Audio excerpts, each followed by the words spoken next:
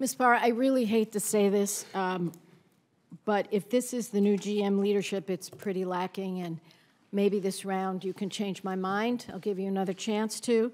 But leadership means stepping out with a fresh start, and I don't see it.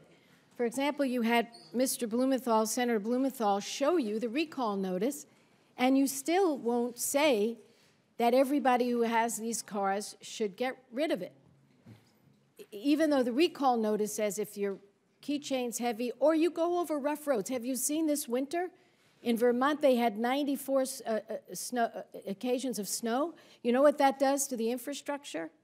Look, you should have said you're right. Then Mr. Markey, Senator Markey, who's a great leader on this, says, will you support just making transparent the reports to the company that there's a problem with the car? Put it out there. Oh, no, you can't answer that either. So then my question, in March '05, your GM people said it cost too much to fix these cars. The code words, quote, none of the solutions represents an acceptable business case. Now, that was a public document. GM gave that document over. Oh, you can't even talk to that. You don't know anything about anything.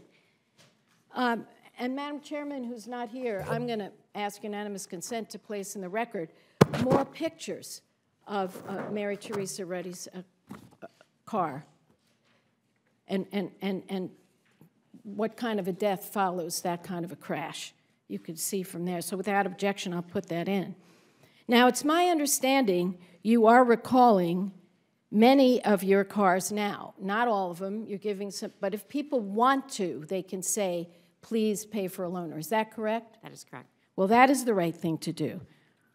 But do you support a law that would say recalled cars like yours can no longer be rented or loaned?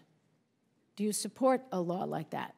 If there's a safety issue on the vehicle, we made sure on these vehicles that they're grounded, all of these fleets. Do you support a proposed law by Senator McCaskill and myself that would say recalled cars like yours can no longer be rented or loaned? We have a law. Do you support that law, that proposal, that bill? I'd like to read the whole bill before I say if I support it. You'd like to read it? You haven't read it?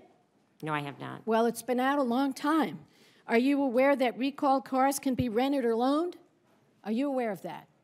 I know. So you can send your owner of one of these cars to a rental place or get a loaner, and they could lease and they could get a defective car. Are you aware of that, that there is no law that says?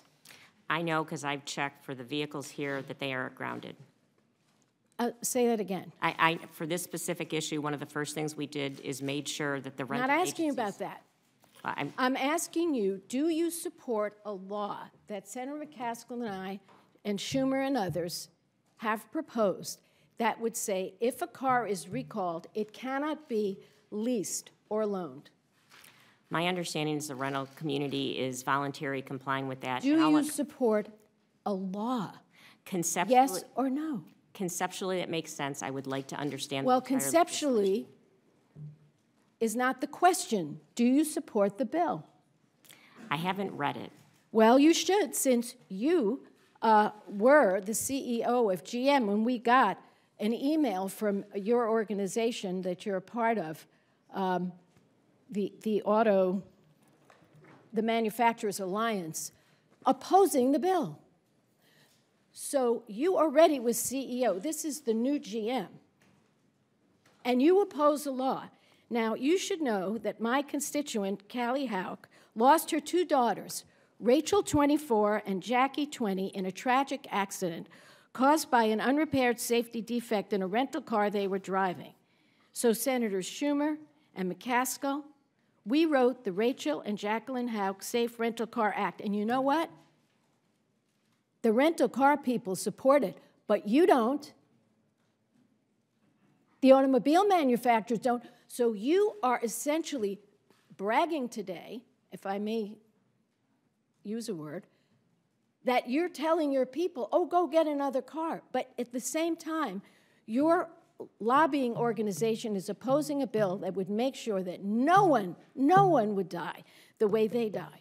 So I would say, Madam Chairman, I am so grateful to you and Senator Heller for this hearing. These issues run deep, and we have work to do. And I am very disappointed, really, as a woman to woman, I am very disappointed because the culture that you are representing here today is a culture of the status quo. Thank you.